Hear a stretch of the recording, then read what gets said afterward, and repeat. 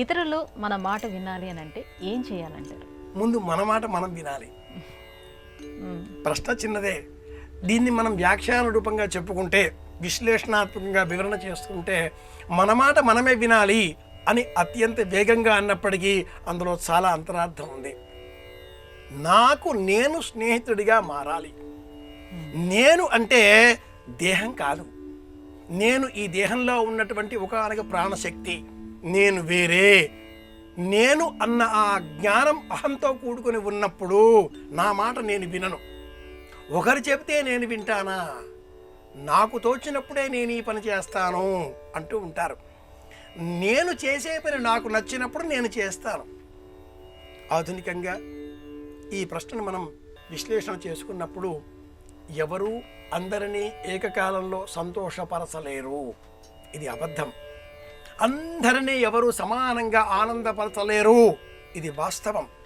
కానీ నాకు నేను ఆనందపడవచ్చు కదా. నేను ఆనందంగా ఉన్నాను, నేను సంతోషంగా ఉన్నాను, నేను సత్యాన్ని పాటిస్తున్నాను అనే విశ్వాసంతో ఉన్నాను, నాపై నాకు కల అపారమైన నమ్మకం, నాతో నేను స్నేహంగా ఉన్నాను అనేటటువంటి ఆలోచన నా మాట నేను విన్నప్పుడు ఇతరులందరూ వినేలాగా చేస్తుంది. నన్ను నేను గౌరవించుకున్నప్పుడు నేను ఇతరులను కూడా గౌరవిస్తాను. అలాగే నాతో నేను స్నేహం చేసినప్పుడు నేను చేసే ప్రతి పని కూడా సమాజానికి మేలు కలిగించేదిగానే ఉంటుంది. అప్పుడు 10 మంది నా మాట వింటారు.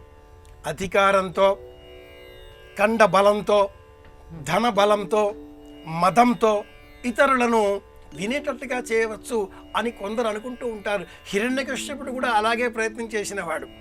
ప్రపంచంలో ఉండే బంగారమంతా నా స్వంతమే అనే ఆలోచనతో, హిరణ్యమంతా కూడా నాదే అనేటటువంటి ఆలోచనలతో అందరూ నా మాట వినాలి, హిరణ్యకశ్యపవే నమః, కొడుకే వినలేదు. శ్రీమతే రామానుజాయ నమః, ఓం నమో నారాయణాయ, ఓం నమో భగవతే వాసుదేవాయ. ప్రహ్లాదుడే తండ్రి నామం చెప్పకుండా జగన్నాథకు సూత్రధారి మరొక దైవం ఉన్నది అన్నట్టుగా ప్రవర్తించాడు. కనుక ఒకరు మన మాట వినాలి. ఈ ఆలోచనకు పూర్వం నేను నా మాట వినాలి అనే ఆలోచన చెయ్యాలి. ఉద్ధరేదాత్మనాత్మానం ఆత్మానం అవసాదయేత్ అని ఒక శాస్త్రీయమైనటువంటి సూక్తి. నన్ను నేను ఉద్ధరింపజేసుకోవాలి అంటే నాతో నేను స్నేహం చెయ్యాలి. మనఃకృతం కృతం రామ నశరీర కృతం కృతం ఏనైవాలింగతే కాంతాత్ ఏనైవాలింగతే సుధా అని యోగ వాసిష్ఠంలో వాసిష్ఠ రామాయణంలో ఉండేటటువంటి ఒక అద్భుతమైన శ్లోకం ఇది. నాకు నేను, నాతో నేను, నాలో నేను, అప్పుడు నా మాట అందరూ వింటారు. ఇది పద్ధతి. నేను ముందు చెయ్యాలి.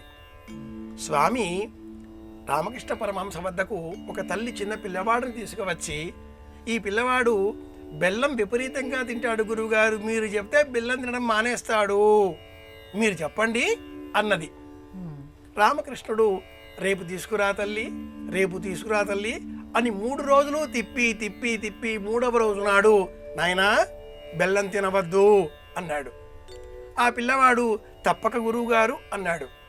తల్లి అన్నది కదా, ఈ మాట మొదటి రోజే చెప్పవచ్చు కదా. రామకృష్ణుడు అన్నాడు, ముందు నేను మానేయాలి తల్లి. నేను తినడం మానేశాక, నాతో నేను స్నేహం చేశాక నిజమే కదా, నాకు అలవడిన తర్వాత నేను చెప్పాను, ఆ పిల్లవాడు వింటాడు. ముందు మనం పాటించాలి. పెద్దలు పాటిస్తే పిల్లలు వింటారు. ఆవు చేలో మేస్తే దూడ గట్టున మేస్తుందా? కాబట్టి ముందు మనం నేర్చుకుందాం. మన మాట అప్పుడు పరులందరూ వింటారు. ఇది వ్యాఖ్యానం.